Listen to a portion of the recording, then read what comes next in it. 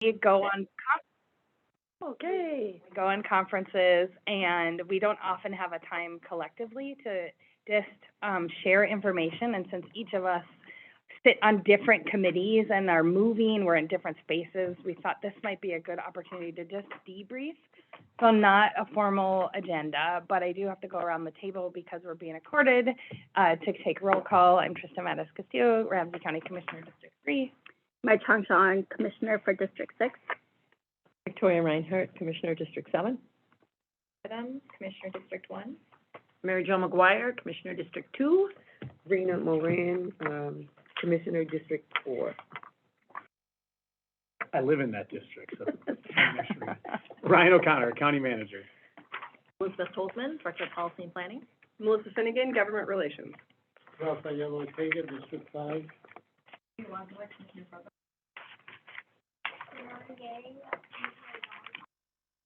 Matt Hills, Commissioner McGuire's office. Mr. Reinhardt. And since you all participated, feel free to come closer. The audience chairs are empty, and you might want to share. We see you at the back of the room, but you all participated at NACO. And really, our thought was to just kind of go around the room and share, what kind of committees or spaces you sat in, and just share any key points or things you think we should know about, and just share information across. All of us sat in many different spaces and kind of take leads, and of course, Commissioner McGuire, you're in spaces that none of us have access to, and so if there are things pertinent to the county that we should come back to and make sure that we're tracking, there was a lot of information from our federal agency partners in particular about programs and grant opportunities, and those kinds of things that might be worth sharing. I'm going to suspect that 90% of them we're aware of, but there might be 10% that our staff are not, or whatever that might be. But also to open it up to our Policy and Planning Director, Elizabeth Tolzman, and Liz Finnegan here from our Government Relations, if you guys want to start, and then we'll just go around. Sure. So I'll just share from my perspective, and I know Jennifer O'Rourke couldn't be here. She had a family obligation this afternoon. She wanted to be here. Obviously, you guys know she was out there as well. It was my first time at this legislative conference, and I just want to call out a few just impressions out there. One, just seeing all the commissioners being there, the leadership, the collaboration, how hard you guys worked. I mean, it was exhausting just watching you guys, quite frank, from Friday evening all the way till Tuesday, right, or Wednesday, where some of us left. I mean, you guys put in 12, 16-hour days, and I can say that. It wasn't just a weekend off. Right? But it says a lot. I mean, it says a lot about the connection, the nature of our space. People were coming to our table, you know what I mean? Other commissioners. It made me feel that from other counties who were there with just either one commissioner or one staff. Out of how popular you guys were, and just really how you guys just kept going and going and going. And the alignment was really important. We had when I looked at the Minnesota contingent, we filled up half a page, right? It's just our, the commissioners and our aides and principal assistants, but it says a lot, and it was really important. There, I thought was exceptionally important as well. I don't remember seeing any other county administrator or manager. I'm sure there were. I thought was really important, and especially for the two new commissioners who started this year, I thought that was exceptionally important. It was just get to know this world and the space and how things work. I felt like I got so many meetings done that back home would have been a week's worth of meeting and problem solving and just reacting. And our legislative priorities were just moving things along was really important. Well, we had to divide and conquer. There were so many events, social events, but meetings and, with federal lobbyists and things like that, it was so important for us to be in that space. I appreciate the Women of NACO event, the Minnesota delegation meeting, the brunch held for some of us folks here as new leaders. It was important for the relationship building. I know Ryan and I and Commissioner Zhang and Commissioner Moran dinner with our federal lobbyists, and that was really important for relationship building. And to I know Jen's aha moment was just that having more meetings with agencies federal agencies, if there was one thing she would recommend, is yes, relationship building is important, but, you know, with HUD or the FDA or things like that, she would recommend. I'll just share at a very high level, the sessions I sat in were around climate, the childcare workforce, which I know a couple of you guys were in, the digital equity, and then the mental health, justice, and involved youth. It was hard to attend sessions when we were trying to balance other things, but my aha moment was just the sense of urgency in each of this work and how, as a county, we can't do it alone. Like the partnerships and collaborations across our state partners, our peer counties, our cities, it's really important. So, yeah, so those were just kind of my. Great, really good stuff. Any key takeaways from those meetings that you sat in that you think that's something we should pursue as a county? I would say we're actually a model in a lot of those spaces. When I think about the digital equity, I love how in our board workshop earlier this year, it was more about the affordability. Yeah. Where people focus on wires and access. You know, the mental health one was huge. I mean, there's just so much in that space. I was just telling Melissa, I said Medicaid, inmate exclusion policy was one thing that was a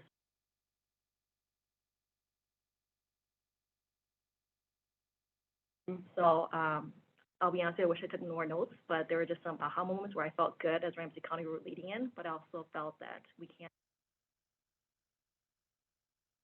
Yeah. I think it's really important when we attend these conferences and get the value, it is both in the validation of the work we're doing and how we can then share our success with others, us as leaders in these spaces, which is kind of what you're sharing with us. I think that's really important. Melissa, I know you weren't there, I wasn't but you were there. holding down the No. fort here. I was running amok here at the state legislature. But I know that Jen and I have talked about this, and we're already looking to next year. And how can we do more? As Elizabeth mentioned, how can we fit in more federal agency meetings? How can we really capitalize on Commissioner McGuire and her dual role as AMC and NACO president and make that really work for Ramsey County and lift up the things that we're doing, as well as for Minnesota as being a leader in that space. So already thinking a year from now, what more can we do? Mm-hmm. Excellent. I want to just take a chance to go around the table to share things in your committees that you attended. We do a really good job at dividing and conquering in spaces and working along the way, but we never get a chance to actually talk to each other while we're in, even though we're all there. We high five in the hallways, but don't get a chance to talk. So I don't know if you want to start, Commissioner Zhang? Yeah, I will be brief. This is my first one, and just trying to get a grasp on the landscape, but also knowing its potential for like the power that it holds, right? Like this is a national convening of our peers, but all of whom who have like very different amounts of like responsibilities, different budgets, trying to navigate that, but also coming into a space of how can we push our peers along with us in the work that we're doing, right? To like to multiply and get a bigger magnitude of it. And one of the things that really, I'm in the Human Services and Education Committee, and we passed like, two, I would say it's almost kind of symbolic resolutions that could also be more powerful, So Commissioner Mascasio, board chair, she had sponsored a resolution that doesn't count like housing for our veterans, basically, to count towards their SNAP benefits or SNAP eligibility. And that to me was just like, and then we also had a policy session that talked about how SNAP benefits just increased by $27 or $26 from $16. Like, oh my goodness, like we are making people, low-income people, jump through hoops just for like something less than $30. How much does it actually cost for us to process these applications, right? So those are just some of the things that I've been thinking about, and about like bringing that question to our peers and to our colleagues to say, we should change this, and we should actually be advocating for more about like not just giving people the bare minimum, but also about like what it takes to like, for them to like not have something like hanging over their heads, right? So those are just some of the things that I've been thinking about and would love to talk more and for us to strategize about how we push our federal policy with NACO. Okay, well, I don't know that I'm gonna be short here, but I'll try. Well, our plane landed at 2:15, and my first meeting was at 3. And so we're sitting in the lobby, and there's a long line, and I went, okay, I gotta get into a room here, and so I did the digital key, which I had never done before. And I got into my room, and the phone rang, and so I barely made it. So that's how it started, and it didn't get any easier as we went along. I mean, there were so many things, and I appreciated, I mean, you handled the dinner. There were other things that we just couldn't all be at everything. Mm-hmm. And so, and some of them sounded like a lot of fun, and I would rather have been there than where I was. But regardless, except for going to your suites, that was always fun. So, I serve as vice chair of the Environment, Energy, and Land Use Committee, and we had 4 interim resolutions, and they all passed, and they were pretty straightforward. One was, well, there were some states, the western states in particular, that, you know, they think coal mining is great. So we didn't get their support for trying to make sure that we cleaned up coal residue right along rivers. I mean, it was not even just, you know, the pits that they have for them, but only the ones that were on rivers and actually, you know, literally going in to our water. But there were other things too, but they were again, pretty straightforward, even though there was controversy, because there's some people that just don't understand the environment as in environment, energy, and land use. I do have to tell you that when I was first on EELU, and even when I became chair, and it was so divisive, it still is the most controversial committee because of the differences in our geography mostly. And I felt I was like a lone voice because everybody else that was there left. I had a staff person come up to me at one point and say, thank you. After an especially hard meeting, she said, thank you for not abandoning us. We need to have somebody here that's willing to speak up for the environment. I was like, yeah, but I feel like I get beaten up every single time. Well, then suddenly there's more people. And I am just like so happy. We have a little group and actually doing some good things that are good for energy, environment, and land use. And so it's not trying to say, you know, anything that's pie in the sky, but really working on things that are important. Let's see here. The one, I'm also a vice chair of the Resilience, what's it called? Resilient Counties Advisory Committee. Yep. Although that's not what it looks like here. But anyway, and we talked a lot about climate change. And were any of you able to make it to that? Probably not, because I know that there were like 4 different things happening at the same time. But they did. They brought in a theatrical group that did basically wordplay. In the middle of that. Is this with the Arts and Culture Commission, or? I think we did them together, didn't we? We did, yeah, the lunch. Yes. I was there for that. Because I was at the Arts and Culture. At that event? There was the Resilient Counties and Arts and Culture, like, lunch thing that we were both at. And then there was another Arts and Culture Commission. Oh, it was a meeting. Yeah. There was a meeting and the lunch.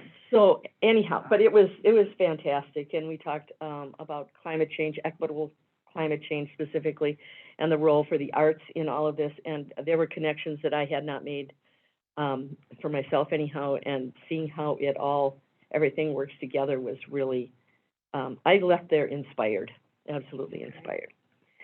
I then did the electric vehicle session, which I didn't even realize was really about GIS for county government. But it was about the infrastructure and what we need to do to make sure that we get the infrastructure in where we need it, and that it can support the electrification of America, including the EV and the charging stations that you need, and how that all works together. And it was really interesting. And this is, I know that we have another copy here, but I'm really big into, if I have an author there, I want their signature, so I got his autograph. Aw. So that's what's special. But it has, and Ramsey County is included in here anyhow, showing that, again, highlighting Ramsey County. And I will tell you this, I remember going to one of my first NACO conferences and somebody telling me that, you know, Ramsey County has such a good reputation nationally. And the first time that I was in an elevator and somebody read my name tag and they said, "Oh, you're from Ramsey County." I was like, okay, there was no worrying about what state it was in or anything. It was like, oh gosh, you guys are doing great work. It's like, yes, we are. You know? I was a new commissioner at the time, but still, yes, we are. Really trying to think of what we're, how careful we are and how we base things in data. Anyhow, so the EV session was really, it was packed. There wasn't room for people to sit even, and just really trying to figure out how does this all play out. So that was very cool, and I was really honored to be moderating that. Then the other, let's see here. The other thing that was really very cool is there was a small group that Matt, can I give his last name? Chase, thank you. Matt Chase, Executive Director for NACO, had asked a few commissioners to sit in with PepsiCo and talking about packaging and talking specifically about plastic. And it started out where, and so I was part of that, and then after we got it kicked off, then he left and we just chatted with them, and they truly came there as partners, which didn't really surprise me because I've worked with PepsiCo before. But for some of the folks there, they had to first get past you're the enemy and don't want to do anything with recycling, to the point where we went, and one person said, we actually want to get to the point where, do we have to have packaging? Oh. And one commissioner said, well, how's that possible? And she said, well, think about all of the refillable containers that you can get your soda in now. Well, why can't we do that as a company? Anyhow, and I know I'm sitting here with this, but one of the things that they said also that I think was really interesting was the plastics. Their biggest problem right now is getting the plastics so that they can turn them back into bottles. That they have literally had to, the plastic left here, and that was when it was going to China, and they bought it back from China to use it here, because they cannot get enough feedstock. And so anyhow, and we had a lot of discussion about how we could work better together, but they really had more solutions than problems that came to us. And so I was really glad to be part of that. Just on that note, Commissioner Reinhardt, a couple of years ago, I had the opportunity to go to China on a contingent with the city, and I asked them about recycling because they were still buying it, and they had just miles of bales of plastics and aluminum, and I was like, what are you going to make out of it, right? That's our idea of recycling gets turned into something, and they said, nothing, we're going to sell it back to you. And that was as an energy source of the future, or a resource that you're going to need, and you just verified that. Yep. We know you're getting played a little bit. Yeah. Completely. And they had stopped purchasing from us because they had enough supply that they felt that they could sell it back to us, and they're already doing it. So we will see what happens with that. Then on Tuesday, I got on a plane, caught COVID, and came back home. And it's a wrap. Oh, one other thing I wanted to mention, though, was, you know, when we talked about going and meeting with our elected officials, and when we're there for NACO is a great time to do that. Yeah. However, when we were the most effective was when we did separate trips out at a different time. Yeah. Specifically, we've done it on transit, we've done it on health and human services, we've done it on different things, and that's where we actually have the time to sit down and talk to the policymakers. Yeah. And so I don't know as we go forward if we want to do that again, but it was, you know, incredibly helpful, because I think the least, you know, meeting with our congresspeople and senators when we're out there for NACO, you really don't have much time, and you don't really get because they're being inundated with people from all over the country. Even our own, you'll have people from other parts of the country that will want to meet with them because of their positions on committees and stuff. And so if we really want to get something done, and there's something that's really critical for us, we should think about doing that again. Yeah. And, you know, in the 4 years I've been here, that particular statement has come up every time for 4 years, and we haven't facilitated it yet, collectively, but I know individually as people, I know you're out in DC quite frequently, obviously, you're have a room in the White House, I think, that you take advantage of those opportunities to do both, like if you're out there for another thing, to also set up meetings, and your team can help facilitate those. But I think that's a really good idea. Oh, just adding that with the Youth Justice Transformation Committee, we're planning one out for DC at the end of March. Yeah, either end of March or early April. We're looking at both dates.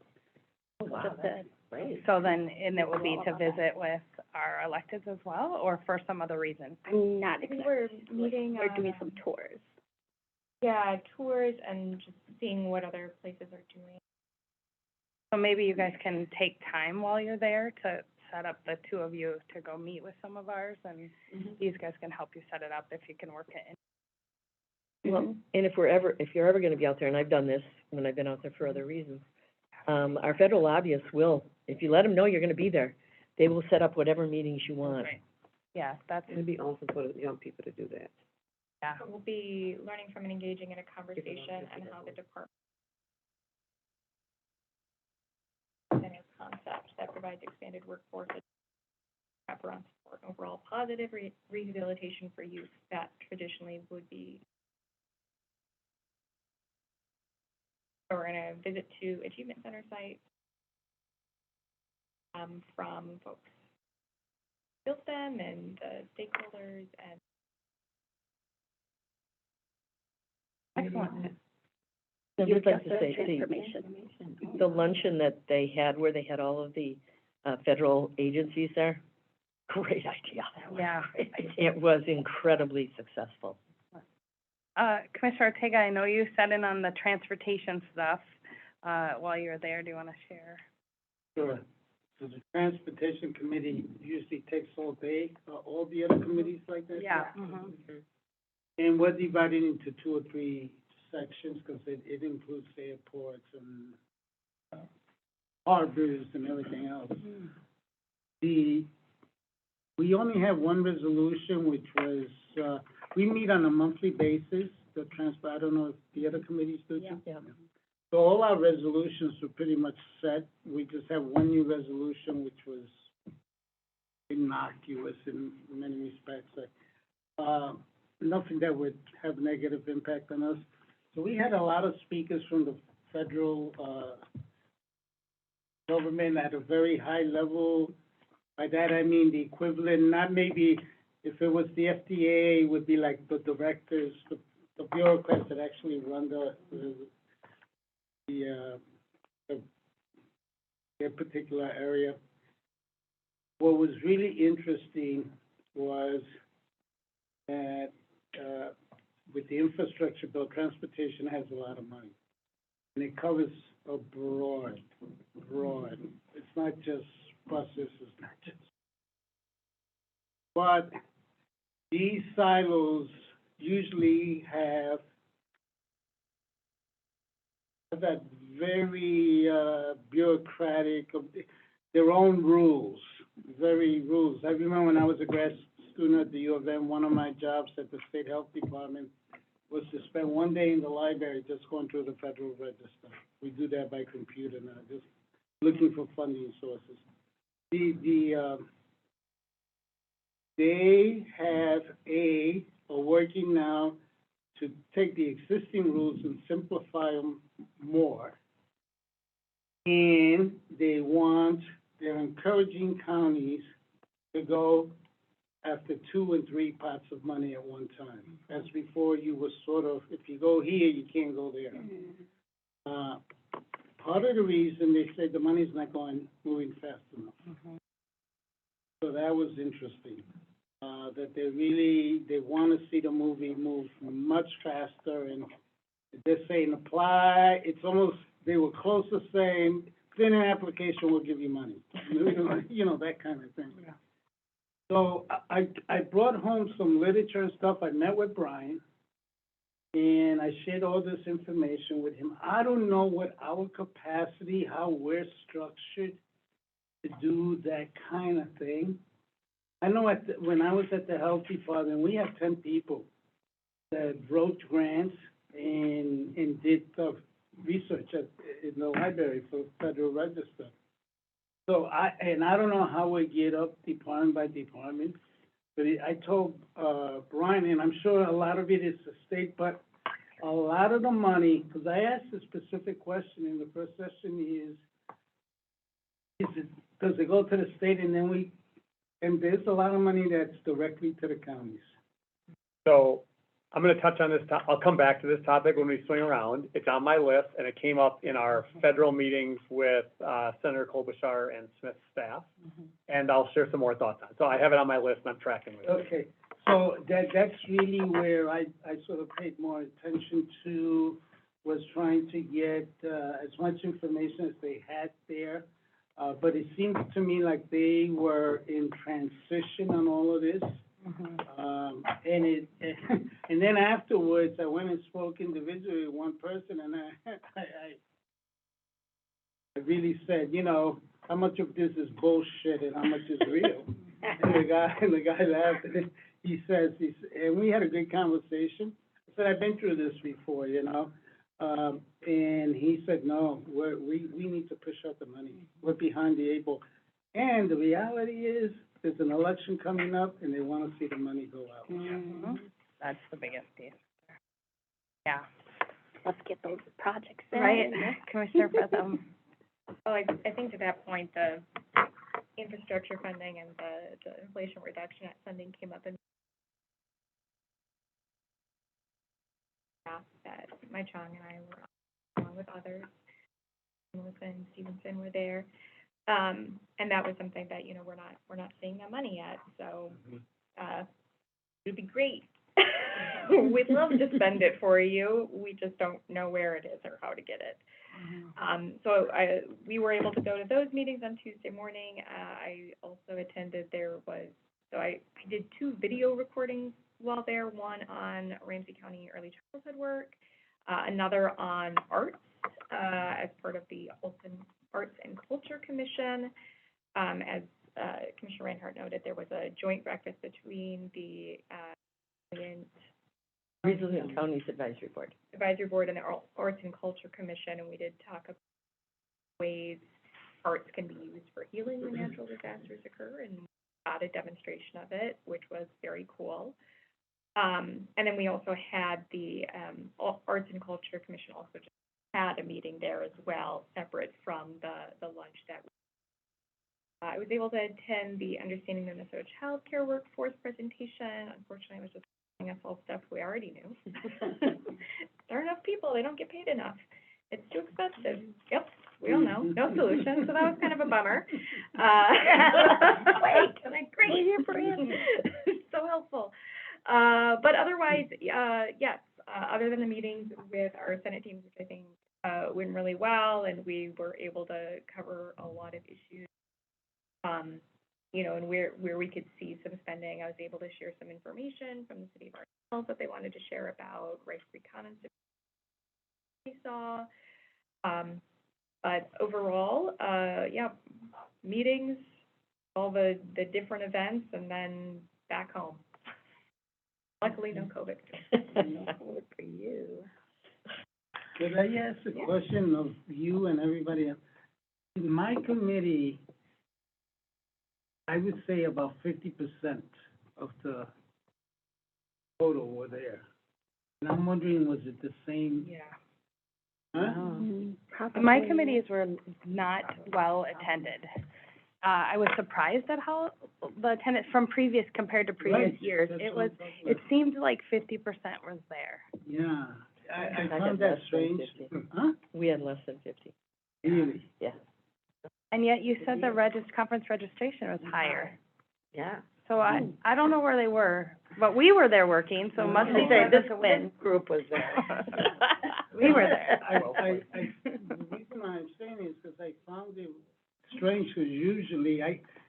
there late, I don't get a seat. Exactly. Mm. Yeah, and your room was empty. In my room, Yeah. there was plenty of seats to Yeah. choose from. Mhm. And it's, so I'm just curious as to why that was, and yet again, I don't know if it was, were they there and just didn't attend, or they not come to the conference? Yeah. I'm just wondering. Yeah. I think people hopped around.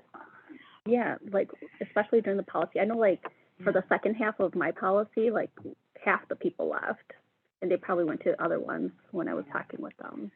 I don't know, in past years, the rooms are packed, and Mhm. like, you don't leave because your seat will be gone. Yeah, And, exactly. and the rooms, are the same rooms every year, it's not like they got bigger rooms. Right, so, Yeah. right. You know, it's not like, you know, it's the same size conference hotel, so it was a little surprising.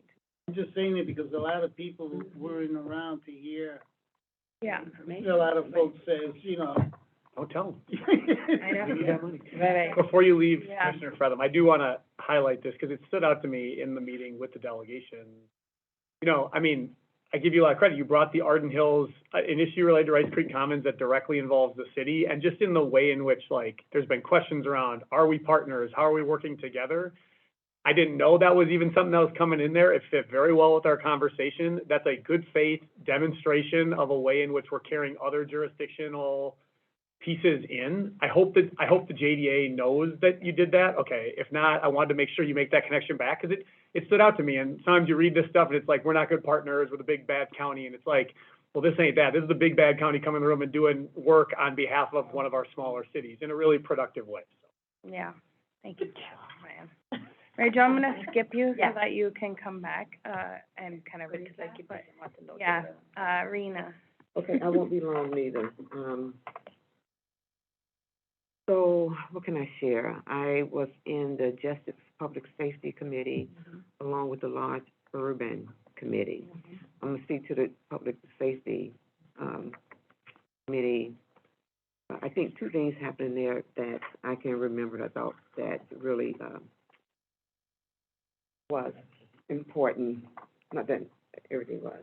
But they did a resolution, and it, someone from another state brought a resolution forward around immigration that's happening at the borders, and wanted, the counties to, support it and to continue to, you know, keep them closed under the pandemic, right? And, so when they asked for, you know. Good, I'm glad you were there. No one said anything, right? And then someone said, you know, well, let's speak to it. And it was like huge opposition for the county to do anything. Rule 42 is going to expire. It's coming for expiration. And they decided, instead of trying to become a part of this political decision, whether or not you should keep the borders closed, open them back up, allow people in, they, you know, and we voted on it to instead change the language to say that once, Rule 42 ended, that we, counties across the country, will get the necessary dollars they need to meet the demand for the people coming in, right? And they kept it like really at the county level, nonpartisan, not taking time, and just say, this is what we need, and this is what we're asking for, because it's going to expire and happen.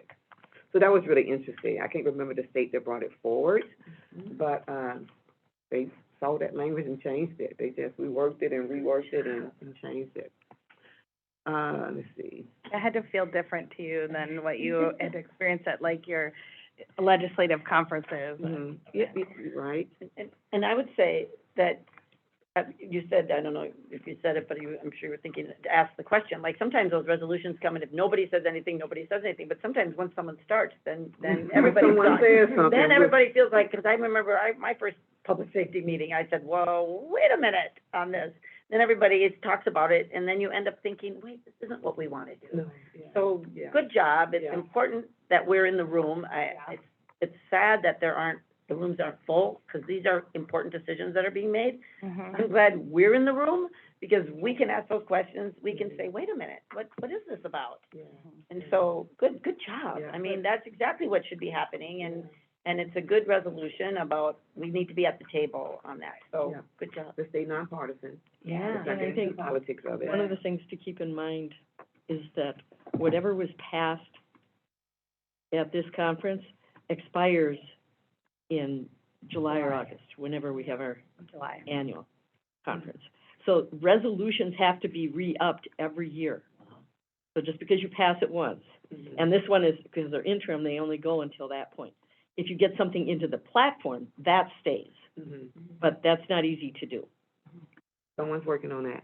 So, well, so if you look at something and when you get the new list of resolutions, some of them will be the same thing, you go, why, I think we already did this, but they actually come back. They come back.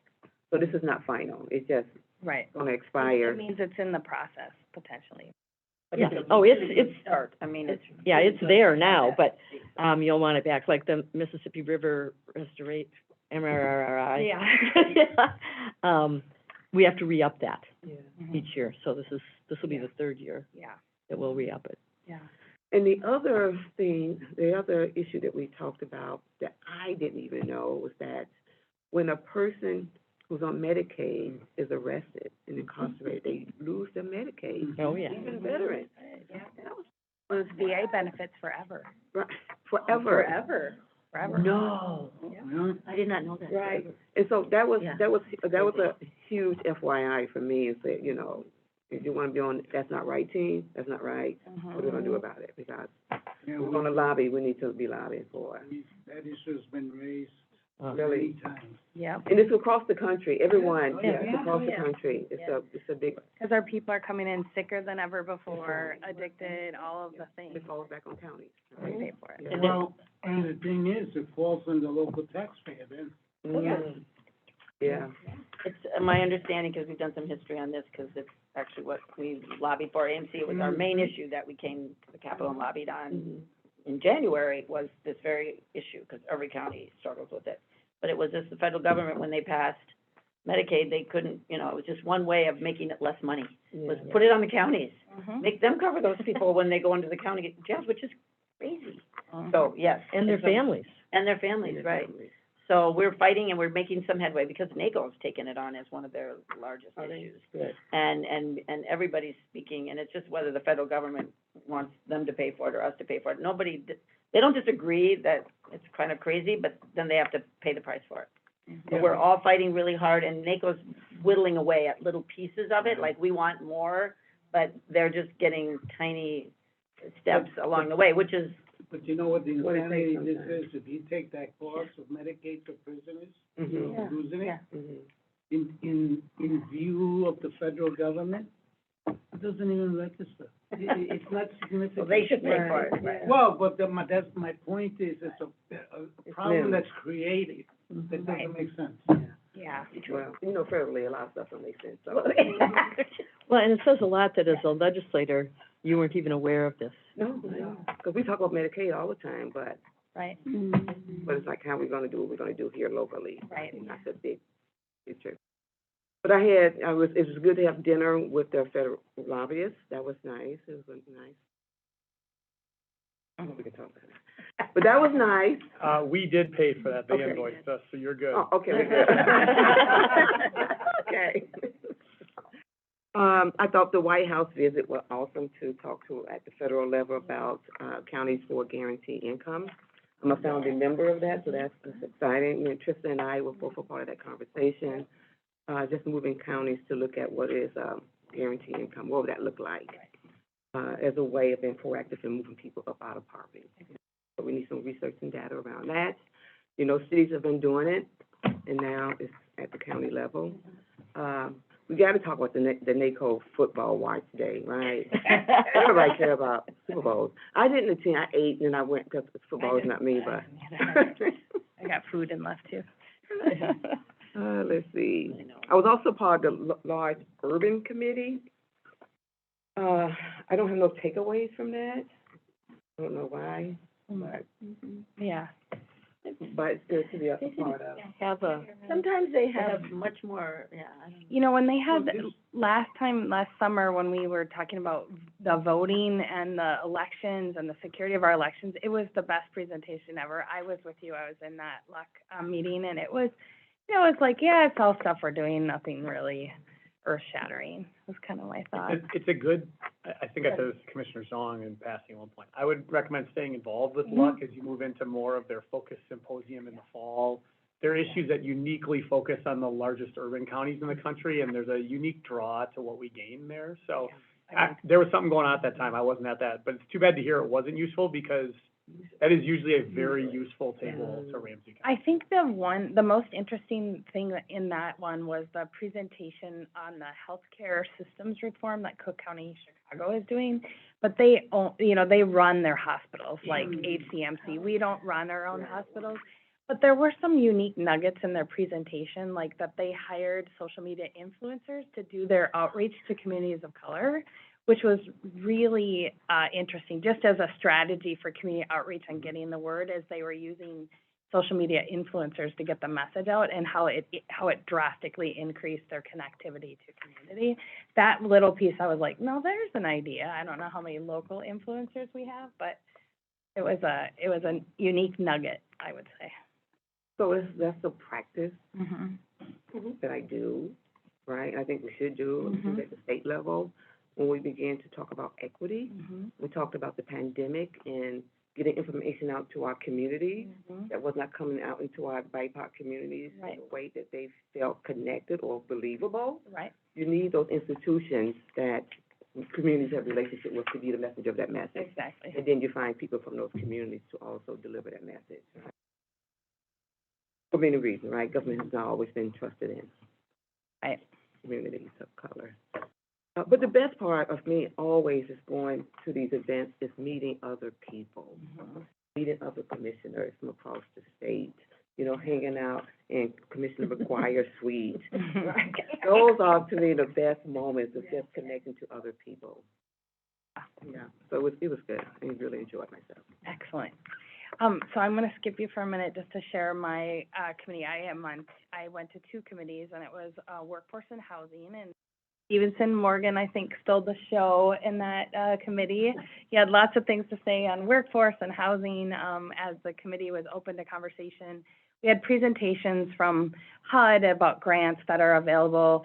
I'll be honest, I was a little surprised. They were very proud of kind of the investments coming from HUD, and they said they were gonna put out $70 million countrywide for grants for, permanent supportive housing.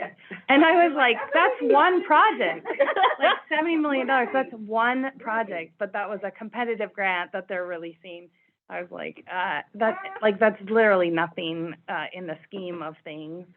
But I did stand up and encourage them to think about the best dollars that we have received from the federal government was our CARES dollars and ARPA's dollars that didn't have so many restrictions, that we could design programs for our community that met our needs, and for them, as they're moving forward, thinking about nationwide investments, that they are less prescriptive and more on us, and that we're happy to do the reporting and data collection and all of those things, but to be less restrictive, because each of our communities are unique.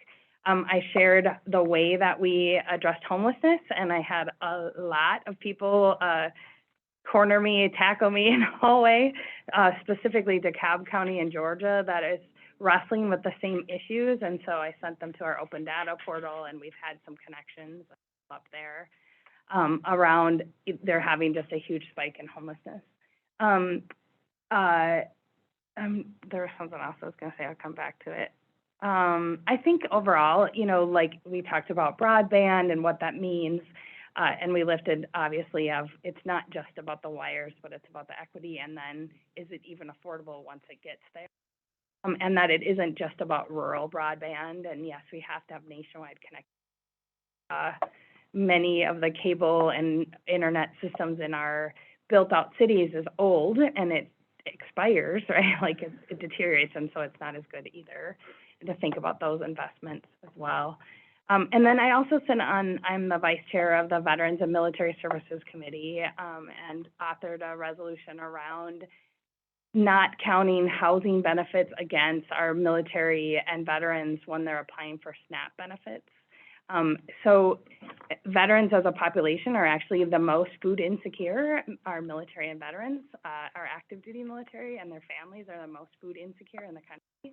as a group, and to think about what that really means, and that many are, more than 50% are SNAP, and more probably need those benefits, so to think about what that looks like. And that actually comes out in the Farm Bill, which a lot of people don't realize, but all of our food benefits, this is why it's really important for us as, you know, an urban county, that we're paying attention to the Farm Bill, because it isn't just about crops, but it is 70% the benefits that our community receives is in that Farm Bill. And so, you know, being able to speak with our rural commissioners collectively to, you know, Senator Smith and Senator Klobuchar about the Farm Bill is really important.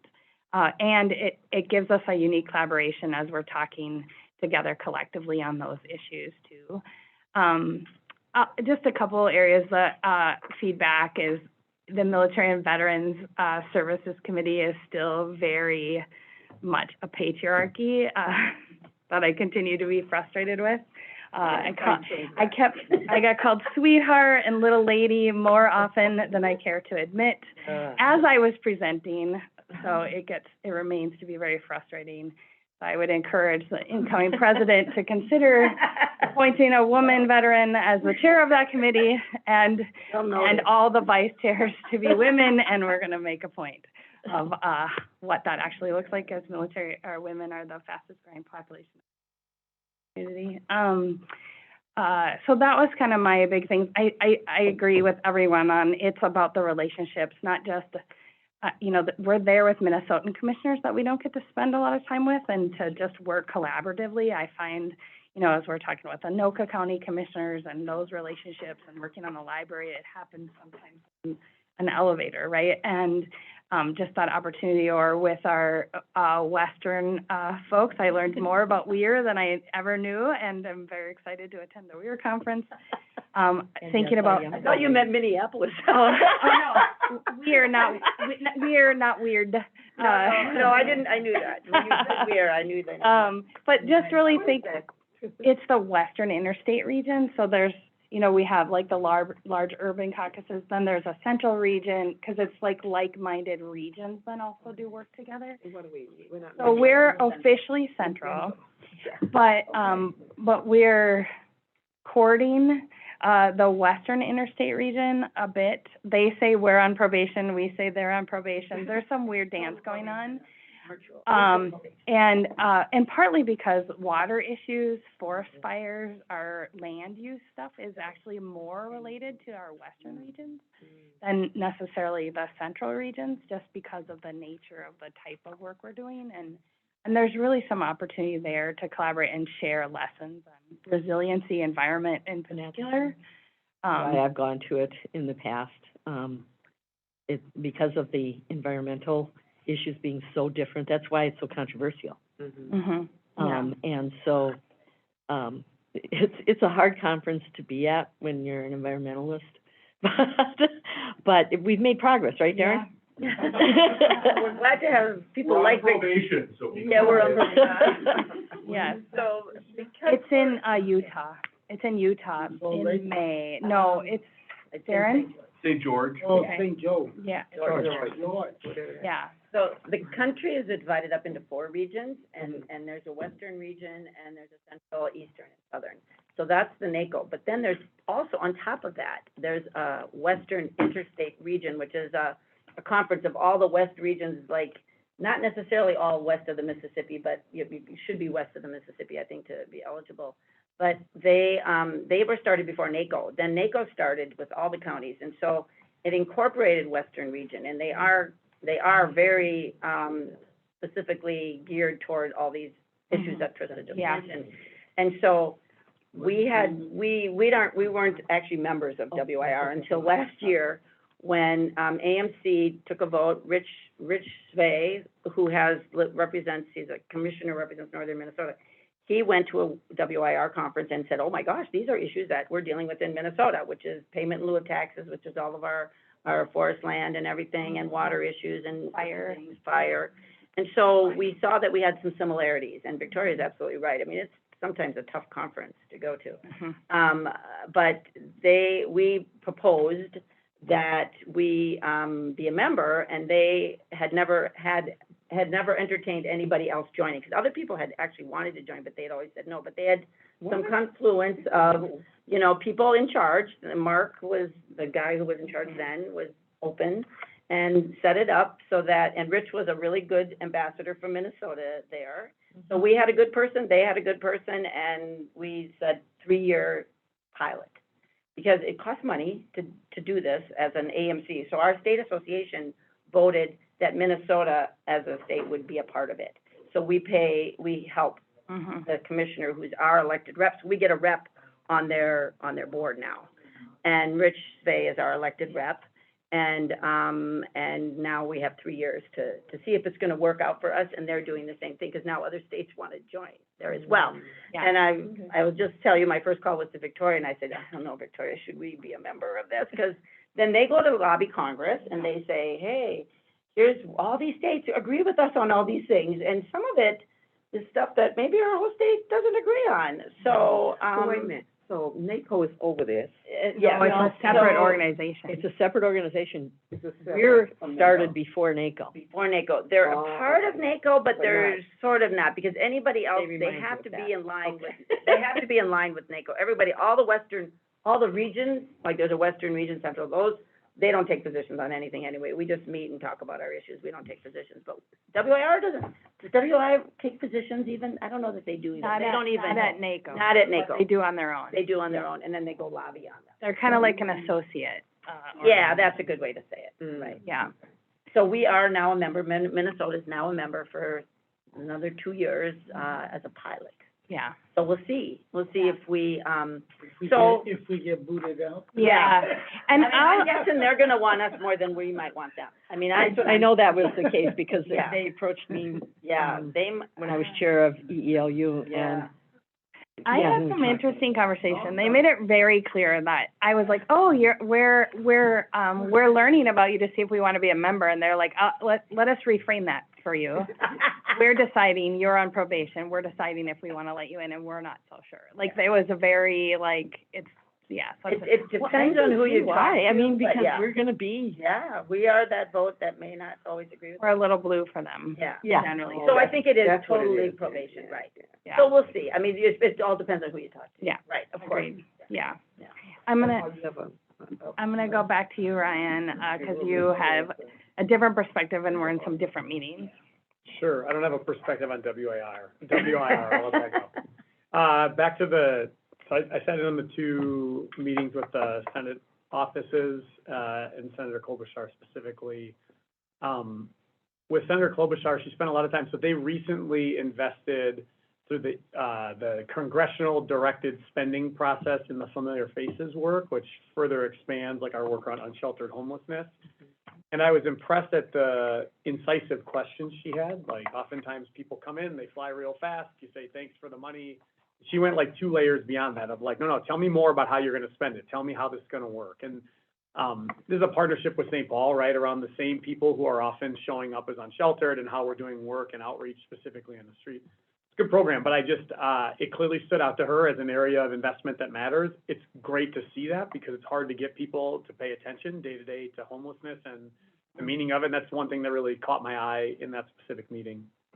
In both meetings, the big thing we impressed upon, it's almost like Commissioner Ortega was looking at my notes, is just the implementation of federal funds. And there was some good feedback we got from Smith's office in particular, which was helpful to me. I too frequently conflate the infrastructure funds and the Inflation Reduction Act, because they were both big federal spending bills that happened within the last like 16 months. But in terms of implementation timelines, they're wildly different. And so what Smith's office was saying was like, particularly on the Inflation Reduction Act stuff, nobody's gotten anywhere yet.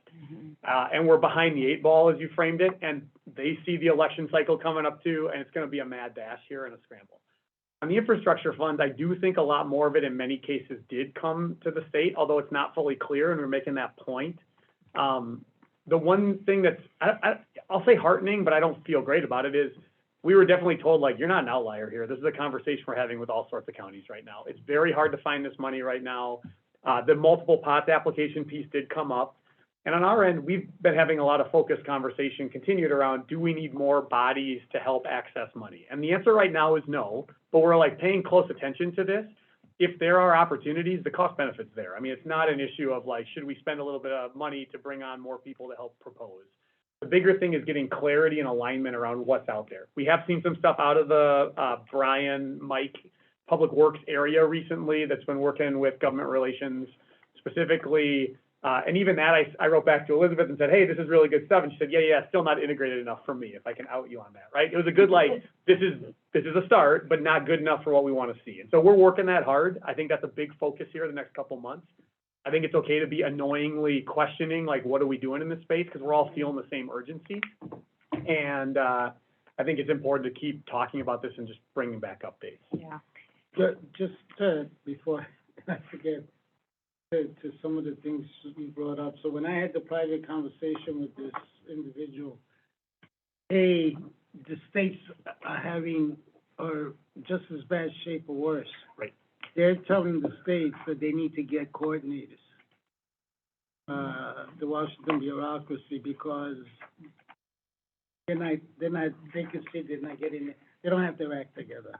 Mm-hmm. So that's one thing. They're telling the states, you need to get a coordinator that we could deal with, because you're all over the place. So he didn't say counties were there. He would say the states are a mess. The other thing is that that came across too, that I think I mentioned it, that they're simplifying the rules. But they also stated, I don't think I said this before, that we should take the same app or the same application to here and submit it here and there. That we don't have to recreate the wheel because of the overlapping, I think, which is what Elizabeth might have been alluding to. There's overlapping, so I'm pick a subject. Childcare could be in 10 different pots. That kind of thing. Yeah. So my last two takeaways on this, one, anytime we submit, and this is one I haven't gotten to share as a reflection here, so it's a good one to do. Like, anytime we're submitting for any of these federal things, we should send them to our congressional offices every time. Klobuchar, Smith, Yeah, McCollum's that's office, great because for sure. this is a spot where I think that they're not helpful prospectively sometimes because they don't know where you're going to go, but I do get a feeling, and I got a vibe from that of like, tell us when you're applying for stuff, help us keep putting the pressure on, we're here to help. Could I just say one other thing too, because I noticed, the other thing that happens is they're going, hurry up, hurry up, hurry up. They don't have their stuff ready, the feds, and then they get it ready, and then they give us 2 weeks to turn it around. Right. And you better know that it's gonna be ready on that day, or you might miss it. And so to that end, actually, that feeds into my last point on this really well. The other strategy I would suggest that we take, there's always going to be opportunities for like infrastructure projects that fit across our broader infrastructure plans and stuff like that. There may be an opportunity in some area of our work where it's a plug and play. But for those like more opaque areas that come up and they're quick, we have a pretty strong alignment of where we've been trying to invest during ARPA and CARES. Those needs remain, as we've been talking about all day today. Yeah. And our timelines, like money starts to run out in 25 or 26. If you can bring down federal money that helps us extend other timelines, what we can do is build sustainability, multiple budget cycles, even for areas where otherwise the money would dry up. And so part of what I am hoping we get to do is say, how do you take your alternative response 16 million and make it 32 million? Right. You don't have to write a new thing then. You don't have to, because designing these new programs takes a year and a half. It's grinding, it's hard. But our fear is starting in, 25 or so, the money starts to go away. What are we going to do? And this provides a potential way to be able to submit the work we're already doing, talk about how the federal money otherwise dries up, there's no backfill, and it can hopefully extend. And so that's going to be a big part of where we go. Moving away from the Senate meetings, I agree. The federal lobbyist stuff was really, it was a good connection for us to make, particularly as that's changed a lot over the last 5 years, who represents us. And for me, honestly, I hadn't spent this much time with our federal lobbyists, so it was good to do. But it also reminded me and reinforced the unique relationship of Dakota, Washington, Olmsted, Ramsey as kind of like East Metro groups, because they're the other counties that were there. And that really came out. Ramsey County plays a unique role in that as the most urban and largest of those counties. It was a really good piece, and I appreciated the partnership and what was there. From an overall legislative platform perspective, my one other piece of feedback for us to keep thinking about our platforms have gotten so much better than they used to be, and we've commented on that before. But what always stands out to me is when you're talking to a state legislator or a federal rep, they are not that interested in what your issues are at the state or federal in reverse. But to us, those issues, it's like all of them matter together. And our federal lobbyists are doing a good job of saying, like, they're not going to care about that. That's a state issue. And I'm like, yeah, but I need them to care about it because that's part of how this all comes together. I do think there's a way in which we can continue to work on where our platform is like the Venn diagram of the things everyone should care about, and be as explicit as possible when we're in these rooms on federal people should care about this, state people should care about this. And we realize we care about all of it, but we're not quite as tight in our language. I found myself not fully prepared for that. And that's partly on me. But I think as we go forward now and think of our next iteration of our platforms, it's like, why should you care at the federal level? Why should you care? Childcare, great example, right? We want them to care that everybody needs to care, and their eyes glaze over if we say everybody. They want to know why I here in this office should care. And there's an opportunity for us to get a little tighter. On the county administration specifically, the two things that stood out, a lot of questions coming our ways from other counties around what are we doing to manage workforce challenges? What are we doing in the policy arenas? What are we doing around flexible work, technology? I'll tell you, like, we don't have all the answers, but the one thing that we're doing well is working together across policy, board, and organization in an aligned and strategic fashion. And there are a lot of organizations that'll tell you quietly, we're just trying to, like, bump our way around a dark room, and there's not a strategy overlying it. I think that's a strength of our organization right now. I came home with that as a belief, like, you're not going to get every bet right. The key is to have a theory of what you're trying to do and then adjust as you go. And if I could say one thing, if I got hit by a bus today, it's please keep that, you know, like, keep that where we go, because that's a strong thing that other counties are seeing, and they'll tell you quietly. They don't always want to talk about it out loud. On that front too, Ramsey County, so uniquely for my role, and partly because of your leadership role and the role of the board, got approached by NACO to be a part of the largest appointed county administrators forum that they do once a year, which we actually fall outside of their population thresholds for that, so we've never been invited. It always has ticked me off because from like a population density perspective, these are our challenges too. It's just we're a lot smaller, but we don't hit their 1 million person threshold. Because of the work Ramsey County's been doing, Matt Chase made a specific ask of like, would you be a part of coming to join that work? And I'll say for me, that's helpful, like get to hear from peers around the country, but I think it's helpful to us to get to hear from them in that setting as well. And so that stood out. And then my final things are actually forward-looking. As we think about the NACO board meeting, that'll be here in the fall. The planning continues for that. Great work going on. I just want to highlight, like, it's coming together, and this is always a good moment to see the landscape of what a land. You know, we're going to highlight Landmark Center is going to have an event. Union Depot is going to have an event. We're working on all that. But more importantly, we've really focused on the mobile tour piece of what's going to happen. It's going to be around how Ramsey County is changing the landscape of youth and young adult employment through leveraging public-private partnerships, ARP funds to align community stakeholders, leverage public-private partnerships, and centering the voice of young people. Working with 3M, they're kind of the private sponsor piece to this. We're going to visit the 3M Innovation Center. We're going to talk about the ways in which 3M has put money out into the community, into community organizations. There's probably going to be some stops with some of those community organizations, and it's a big part of Ramsey County is not the gorilla in this room. It's just we were the connector to many entities in this room to be able to make it happen. It's really exciting work that we're pulling together, and it fits well. And so, and then the other piece that I wanted to mention on that just looking ahead, we haven't talked about this yet. I just shared it with the board chair today. It'll be out in a couple of weeks, but the Burns Institute is doing a big thing, reviewing our work around fundamental transformational change regarding engagement with community, racial equity work. What does that look like in a big system? We've been working with Burns now for a number of years, and there's a whole case study that's coming out about it. And I had a chance to read the draft today for accuracy. We got to find a way to elevate this work to NACO at the right settings as well, is my early pitch to you. And it'll be out soon, and when it comes out, I'll make sure we all share it here. Elizabeth's doing final review with her team. But I read it this morning at like 5:30, and it's like, this is why we come to work, and this is why we do what we do. And which ends on the point I was going to say, which is I appreciate it going because these have been really challenging years. Today's another reminder. Everything is in deficit right now. Everything, there's not enough capacity to fully deliver on it. And we're reminded of that every day, and we're all trying so damn hard.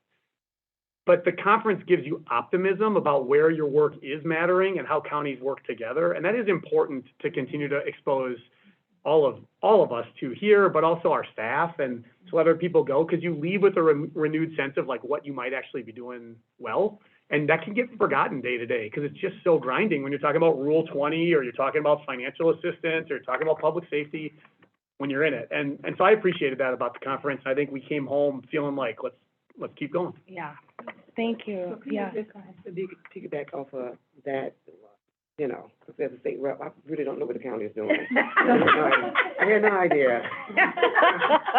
We'll work on that. Yeah.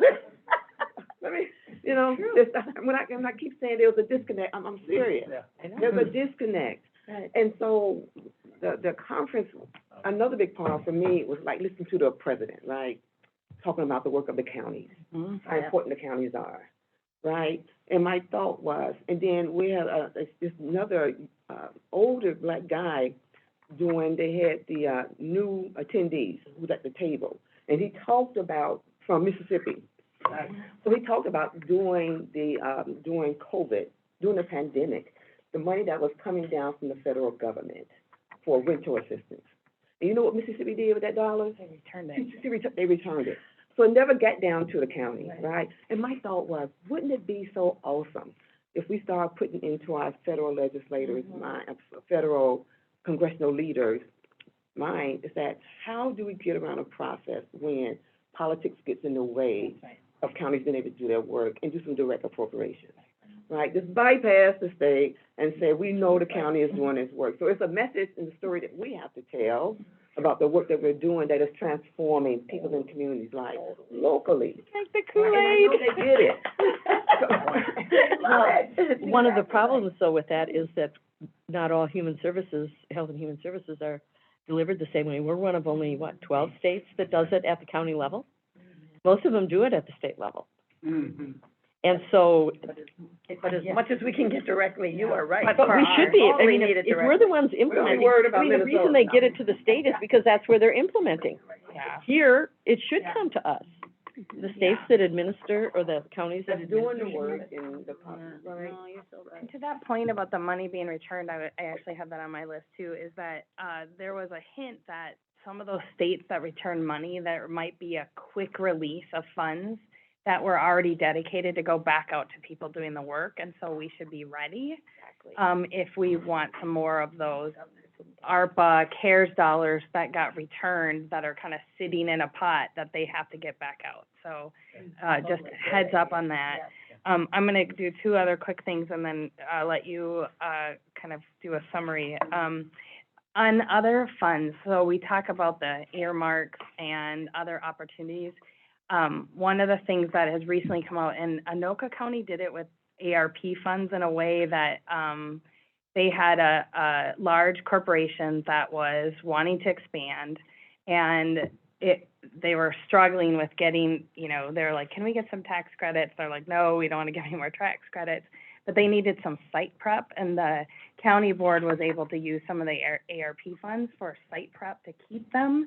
Otherwise, they were leaving. And Anderson Windows just expanded hugely and announced last week in Atlanta, and they're taking hundreds of thousands of jobs to Georgia, and that's one of our big employers here in the region. And to think about where there's opportunity on just site prep, and that some of these funds could be used. And it goes to the, if we're thinking at Arden Hills with another spine road, or we're thinking about the future of Totem Town or other sites, that we could use federal dollars to do the site prep that doesn't then restrict us for future use, but then frees up money for economic development. So I just wanted to put that seed somewhere out And there. you're not saying ARPA, you're saying from these federal. Federal, whatever bucket, Yep. but that we should also be thinking, because right now it's not on our list of like things to ask for, but to think about site prep for future sites, that can then allow for the expenses to come down to invite businesses or development or whatever. So just wanted to put that. Is there anything that we could get for River's Edge? Well, so there could be. We have been careful in not using some money because we don't want to restrict the use of small business owners being able to earn money, because our River's Edge is a public realm, but there could be other things around site prep, environmental. That's what I was thinking. Yeah, so we just have to be careful, but yes. And then last thing, and I want to turn to Mary Jo, is one thing we still have to circle back, our NACO appointments are all wrong still. We, managed, because we just went off of just pick up a Ramsey County Commissioner's name plaque and use that to vote, but we need to get that fixed before July. So just need some staff help Okay. there. Thank you, good flag. Yeah. I Yes. got my appointments, official appointments already. From NACO, you did? Yeah. Oh, okay, Mhm. great. You I still need to have- come back one last time. Yeah, they're not all done, so I'm glad to hear Oh, you okay. did, but not everyone's correct. Yeah, you would have gotten it from NACO, but we need to pass a board resolution, is that what you're? No, Already. oh, no, we already did, we have some, NACO's are not, it was not correct at NACO. Oh, I love it. Okay, So so, it's good to know. Just, thank you for having this meeting. I love these debriefs. I think it is really valuable, and I hope we do them after every large It only took us conference. 10 years, but we I gave you know, one. I know. I've been calling on you for these for 10 years, so thank you, Madam Chair and Ryan, for doing this. I feel like this is really helpful. And especially, you know, as I'm heading into this year, we have something to say about these conferences. So I hope that you will, you know, this feedback is really good, and I don't know why people weren't in the committees. I mean, we're distressed by that as well. I'm glad we were there, and that's why it's so important that we were all there, like, oh my gosh, this was made my heart sing, that our entire board, I think the first time ever, our entire board was there, and Ryan and Elizabeth there. It was just so wonderful to be able to see the meetings. I'm confident that we're invited to the White House tomorrow because you met with someone on housing, and we were gonna get to talk about it tomorrow, and I'm gonna get to talk about some of the other amazing things that we're doing in Ramsey County, with Gene Sperling tomorrow there. I'm so grateful that Elizabeth and Ryan met with some people from our Financial Services Corporation, which is our profit, you know, this is a wing of NACO that actually raises money for counties and for NACO. And this is something that we really want to keep looking at, and I'm hopeful that some of those meetings can produce some things that we like. So just so grateful that, that we're doing all of this. I love the committee work. I wasn't able to participate in as many committees because I was, doing these other things. I did a national press tour. We met with Governing Magazine, Route 50, Axios, different, national presses. I talked about our housing issues. They were very intrigued by, our housing model and what we're doing with our ARPA dollars. Another reason why we're probably invited to the White House tomorrow. And, so I was able to, you know, have conversations, of course, with some of our appointed leaders, and, you know, lucky to be in the room with, you know, Secretary Buttigieg and Yellen and different people just chatting a bit about things, but it was great to be able to make connections. I think our meetings with, Senator Klobuchar and Smith were great. I actually didn't go to our personal meeting. I went to the statewide meeting, and for them to, you know, for us to have their ear, you know, for all of these people to care about counties enough. It goes to your point, Rena, that you just made, which is we want counties to be more at the table, and more we are at the table. This wasn't always the case. As much as Ramsey County was hitting above its weight, which we always have, we haven't always been this much at the table. We are getting more direct dollars than ever before, because of course there have been more direct dollars to get. But we are always, we need to keep fighting for that. Our voices are crucial on all of these committees, the videos you did, Nicole, I mean, all the things that you all did, these questions that you asked, just being in the room is so helpful. So, the Federal Agency Expo, I think it will be continued, because that was a really huge thing. I went around and thanked all of them for being there. They loved it. They loved being able to have access to all of the commissioners. And I learned some things I never knew about the agencies. And so, just, for me, it was great. I will say at the board meeting, so now Minnesota, I will say, we have 4 votes on the NACO board, you know, myself and then 3 others. And there was one vote we took was to limit federal spending. So everything NACO's asking for is to give us more money. And then there was a resolution got out of some committee to limit federal spending. And we're like, what? So here's one of those cases where everybody's kind of looking like, what? And then finally someone raises their hand, like I'm about to raise my hand from the dais, you know, from being up in the front. And they're like, what is this about? You know, and we took a vote, and it only passed by like 2 votes. Oh, it did pass? Pass? No, it failed by 2 votes. Oh, okay. It only failed, sorry, however I said it, it failed by 2 votes. Wow, That's on the NACO board, like, this That's is close. crazy, you guys. that is crazy. So we are, we're a very mixed organization, and I couldn't believe it. Like, everybody was like, well, we wanted it to say something different, and mainly it was a motion to lay it over to do more work. But even that only, Right. Wow. only failed by a few votes. So anyway, us being in the room, I know we talk a lot about our state involvement and our national involvement, and what does that really have to do with Ramsey County? Is so important. That our voice is combined with those other voices for us to get the attention of our state and federal policymakers.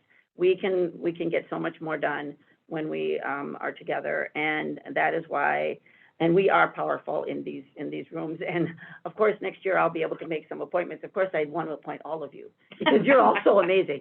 Now I'll have to limit some of that, but we'll see what that looks like. But it's, I'm glad you, yeah, really. I'll tell you, one time, I mean, it wasn't because, it was thank heaven another president, but I think there were 3 Ramsey County Yep. Commissioners. Jim was chair of Luck, Yes, and you were chair- Tony, and I was chair of ELU. Yes, I mean, unbelievable that one county, not just one state, Yeah. that one county would have that many And chairs. we I mean, had, there was, Minnesota was well represented. It's pretty phenomenal. I'm so glad you brought these brochures, Elizabeth. There's so much stuff that NACO puts out that I know we don't all have time to look at. But, I just want to say that I'm always looking for ways that we maximize this next year that's coming up. The board meeting is going to be a NACO board meeting in December. You'll all be invited. We are so excited that we are going to be highlighting things that we want to highlight. It's not combined with Luck or Rack, so we get to do our thing. And we're very excited about that. But let's keep talking about how we do use this next year to the benefit of ourselves. I mean, to the benefit of Ramsey County. That's why we worked hard to get here. Yeah. And, I'm working on my theme. As you all know, I get a theme. It's not an initiative, but I'll get a theme. And, as you've all heard it before, it was my leading together, but it's all about listening to all voices and then using our voice. And so we've been playing with different ways to talk about this, but, anyway. So thank you, Madam Chair, and everyone here for all of your participation. We are always looking to improve. I mean, NACO needs, they're doing great things, but there's ways we can do it better, so love your feedback. Thanks. Commissioner Zhang just wanted to add something real quick. Oh, yeah, Commissioner McGuire, I just had a question about for July. So I booked it, but also just like with like strategy about like how we best use our time there together too. Yeah. We should have a meeting I was about, just gonna say, I would love a session for that. we should have a We meeting. can certainly talk about that as we get closer and we get the agenda to make sure meetings are covered, and we'll do another afternoon discussion before we go. How about that? Great idea. We'll Thank forget you. it right That now. would be And the really agenda isn't quite out Really, yet. really great. We What learned is our it? lesson this Yeah. time. Yeah, To what book is- early and get a hotel there. Oh, Yes. yeah. I actually don't know what hotel I'm at. Everybody's asking what hotel am I at, and we're trying to get it. If someone knows, but I don't Because know. we want to be with Mary You Jo. want to be in the hotel, you do want to be in the hotel. We want to be, That Madam I'm in. President, Yeah. we want to be. True. Well, we all want to be together so we can all talk about the things that matter about Yeah. our town. Before, together. go ahead, Victoria. Well, 2 things. I want to know, give us the dates of the, Oh, Board of the meeting. board meeting, right. but the other thing is for new commissioners, or for any of us, we do have to fill out a report. If you're not aware of that, that says what you have done at a conference. Why are you looking at me like this? Have you I've never heard of this. Have you always done that? I've never done it. Ryan doesn't even know what you're talking about. Keep going, though. Oh, my God, Bonnie Jacqueline used to be on me, like, every time I travel, I have to fill out a report. I'm here to tell you right now, you don't need to do that anymore. Let's just make it consistent. I'm not seeing those from everybody. I review all your expenses for travel. I meet with you No, it all on a wasn't the regular expense basis, so report. I understand what's going on. And with a former commissioner who's no longer here, we did flag a conference where he did not show up at the registration and made him repay it. So like, we're paying attention to all that. I don't know this is something that must be legacy. I'm sorry you've been doing it. I didn't know. It was for the state auditor. Oh. What? if they came in, that there was a report that you just had to, I mean, it was one page. Okay. I know that you do it, and I do believe I've told you you're the only one that does it. If you could just give me, so my last question, if you could get me the form you're using, Yeah, we should double I'll cross-reference it and make sure we're good here, but I'll follow up. Okay. Yeah. That's what, when I asked about it, I said, why do I have to do this? And, Get it filled out before the day's up. Wow. Oh, wow. I'll fill it out right away. Maybe one sentence, I was there. Listen to the recording.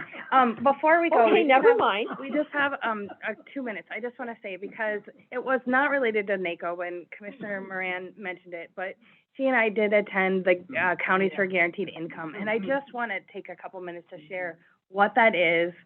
We made no formal commitments of the county. We were very careful about that, but it was an opportunity for us to learn and to understand.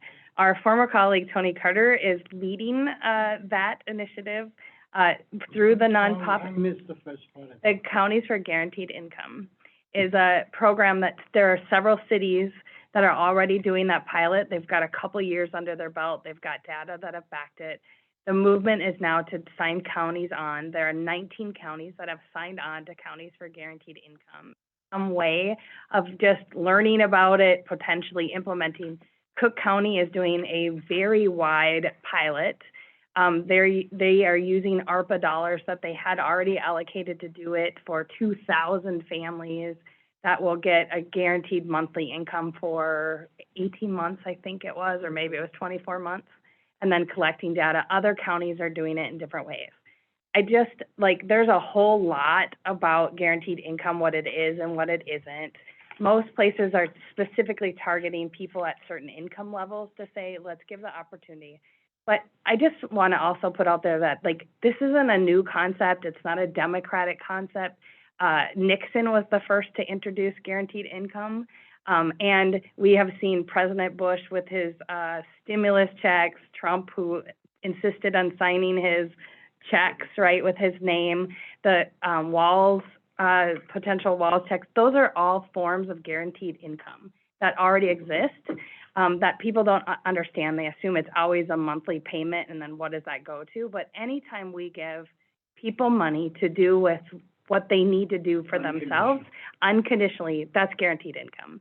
And so where we're at and what I have elevated is, since our governor and legislature is already proposing this at the state level, that we're asking them to track it and get some qualitative data to back it up, because that would set us up for a potential for a real guaranteed income pilot or a bigger program.